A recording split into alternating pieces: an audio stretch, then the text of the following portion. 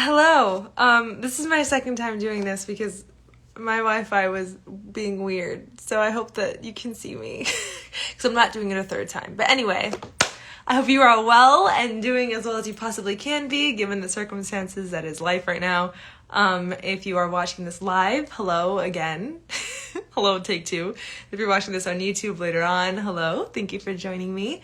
This is going to be your Astro Tea Tuesday update, where I give you an update on the energy astrologically for the week and provide some journaling prompts for you to work through it and for you to maneuver it. Hopefully this is recording or not breaking up, but also with all of the chaotic energy that is going on in the planets right now, it's no surprise to me right now that this is being the way it is. Plus we're on the Mercury retrograde shadow period, which is something that I will talk about next week because there's enough to talk about this week. But jumping right into it, this week we have a lot going on and it's going to be a little bit chaotic, like I said, but I think as long as we know what the energy is, we know how to work. But anyway, what I want to firstly talk about is the Saturn retrograde stationing. Saturn is officially out of retrograde. It's going to station Tuesday. Oh, hi. Hey, thank you for joining.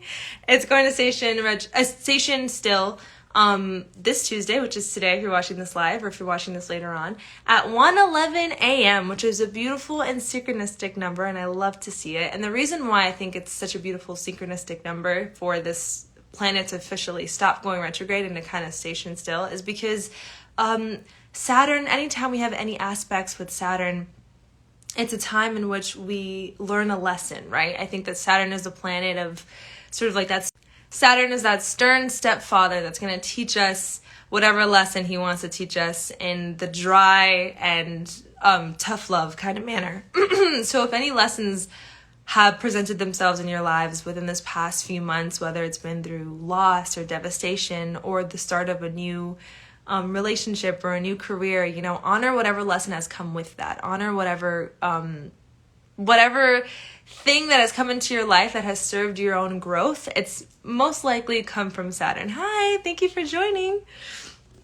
And so it's time, not only, we can't just go through life learning all these lessons and collecting all of these badges and like wearing these achievements and trophies on our arms without acknowledging the fact that these lessons are pushing us and are catalysts in us evolving as human beings. So it's important that when we learn these lessons, in order to implement them into our experience, it's important that we honor them and it's important that we integrate them into who we are. So whatever lessons it is that you've learned, it's not a matter of what if, it's a matter of what you've learned, because with Saturn going retrograde, there's no way that you haven't experienced something that has mirrored something that needed to be healed or mirrored something that needed more attention or work on, or a lesson that needed to be learned.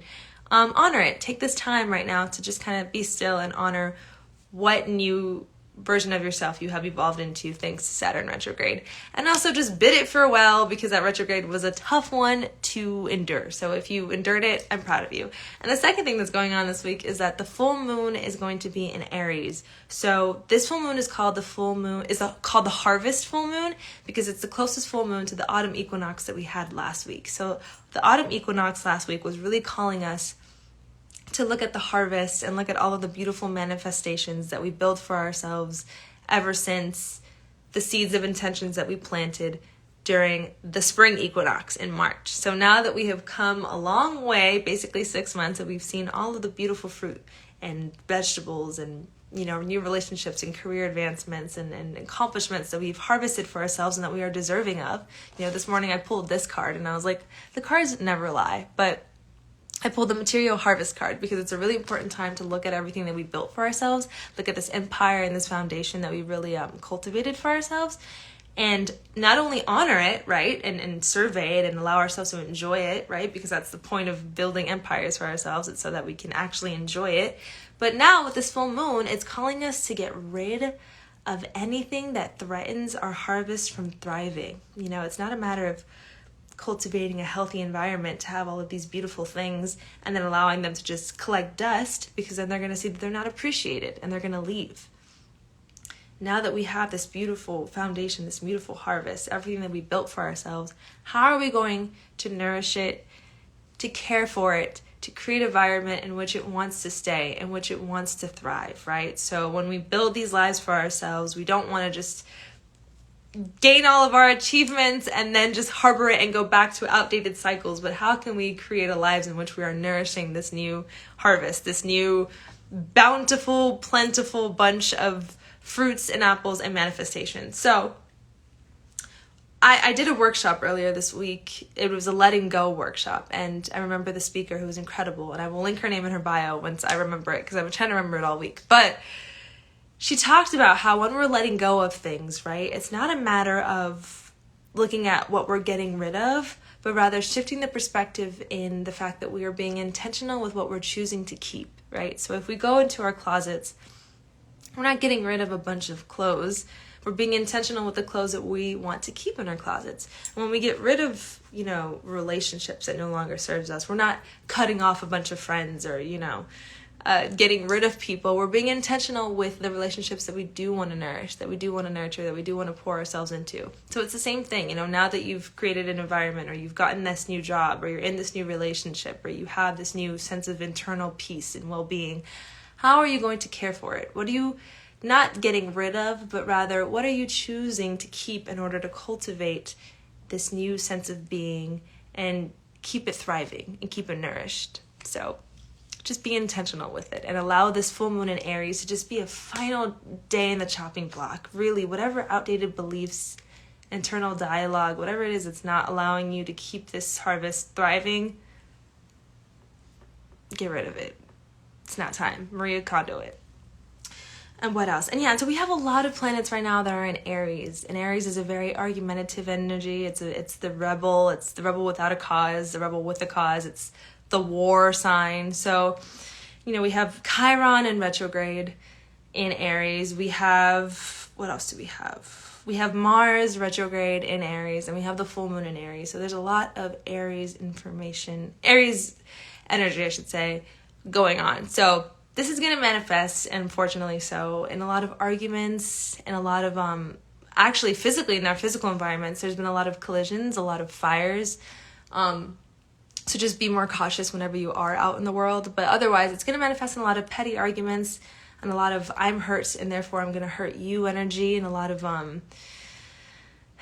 just not being able to channel our anger in the most constructive way. So what I would say, and this is in direct alignment with the fact that the Aries and Libra axis, I should say, is normally called the love-war axis, right? Because all of the sister signs have their own themes, but with Aries being, the warlike energy, and Libra being all about balance and love, they really highlight the duality in love and war, and anger and care and nurture and all of that stuff. So what I would say is that I think the emotion of anger is very vilified, and there are ways in which we can root our anger in love. There are ways in which we can express our anger in love. There are ways in which we can express our frustration and channel our frustration in love, because there's no way to go about life without feeling anger. Right now, if you're a human being with a waking conscience, then I'm sure that this Breonna Taylor situation, the injustice that has gone on with that case, has angered you.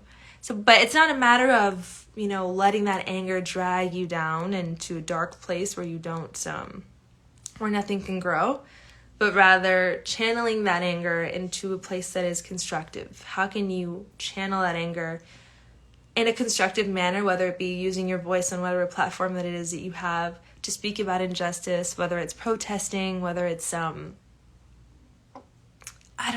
connecting with friends who are also feeling anger and having that human experience. Whatever it looks like for you, I think all of this Aries energy is going to invoke a lot within you. So now it's how we choose to respond to it. Do we choose to respond to it by rooting it in love, by nurturing it through love, by channeling and funneling it through something that can be beneficial to our own growth and our own experience? Or do we choose to just let it drive us down into the mud? And that doesn't just have to be social injustice, but if you're feeling anger about, the fact that you can't go outside in whatever part of the world that you're in, how can you channel that anger and frustration through doing a creative project to keep your mind occupied while you are indoors? If you're angry about maybe your physical appearance or something, how can you channel that anger through exercising it. You know what I mean? How can you channel this aggression, this anger that's inevitably going to come up in some way, shape, or form into something that serves you? Because we can always root whatever it is that we feel in love. We can root devastation, we can root loss, we can root fear, and we can root anger in love. So just find our way back to that. And lastly, but surely not leastly, we have Mercury in Scorpio, and the moon is conjunct Chiron, which are both planets that, you know, Chiron being the wounded healer and the moon ruling our internal. It's a lot of emotional energy, especially with Scorpio being reflected in our Mercury. There's just a lot of internal emotions coming up. So any wounds that are being highlighted right now are being highlighted for a purpose. They're being highlighted for a reason. So what I will say is that if there's anything that's being triggered right now, because it's also giving me very, things are being triggered right now. So whatever is being triggered for a reason. This all goes back to the first lesson, which is that if you want to keep this beautiful harvest that you've grown for yourself thriving, what do you need to get rid of? What do you need to heal in order to keep it thriving? So now that we have, you know, these triggers coming up, these wounds coming up, how can you heal them so that they don't stand as obstacles in having this beautiful harvest thrive and having this beautiful new version of yourself that you've stepped into, that you've worked on stepping into? How can you have her thrive? So pay attention to whatever is being triggered right now. Understand it. Don't respond to it with anger, but respond to it with understanding, and respond to it by rooting whatever frustration it's bringing up in love. That was a hard sentence for me to get out, but root it in love, because it's not a matter of avoiding feeling wounds or avoiding feeling anger, but rather responding to it in a way that's constructive. And know that a lot of petty arguments are going to be ensuing right now, so do your best to navigate them mindfully, and maybe don't engage as much as you would had you just mindlessly been navigating life without knowing that a lot of what is going on above is playing out below. And otherwise, the journaling prompts that I invite you to work with this week are: 1, how do I want to nurture my growth? How do I want to make sure that I'm cultivating the healthiest environment so that this new blessings that I've welcomed into my life, that I've worked hard on welcoming into my life since the spring equinox in March, how can I make sure that I'm ridding myself of anything that threatens its life, threatens its beautiful experience in my life? Next is, which of my wounds need tending to? What's coming up? Which of my wounds are calling my attention? How can I tend to them? Why do I need to tend to them? What conversations do I need to have? What fears do I need to face? What do I need to let go of? Because that in turn is going to help you nurture your growth.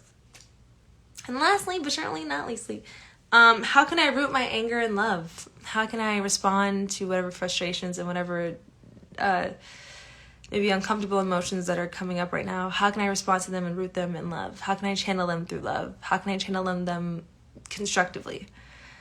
And sorry, I was a little tongue-tied today. Honestly, working through this Saturn stationing and like Aries energy has just been a lot. I jumped through a few hurdles today, but it's a matter of keeping going, just honor the energy. And if the energy is calling for rest, then the energy is calling for rest. And if it's calling to go inwardly, then don't avoid that. Just go inwardly. So I've done what I needed to do, and now I'm just going to rest. I'm not going to fight the technology anymore. I'm just going to allow it to be. And and I'm going to enjoy my material harvest. That's what I'm going to do. And I'm probably going to paint my nails because they're very chipped. But otherwise, I hope you're doing as well as you possibly can be. Thank you for spending your time with me. If you're watching this live, thank you everyone who joined. And if you're watching this after the fact on YouTube, then thank you. Feel free to subscribe if you want more astro updates. You can find me on Instagram at JasmineKindleen, or LalilaLuna.tv if you want to catch more content or buy a color healing shirt. And otherwise, I'm sending you all the love I have. And have a good week. Ooh, I don't know how to, there we go.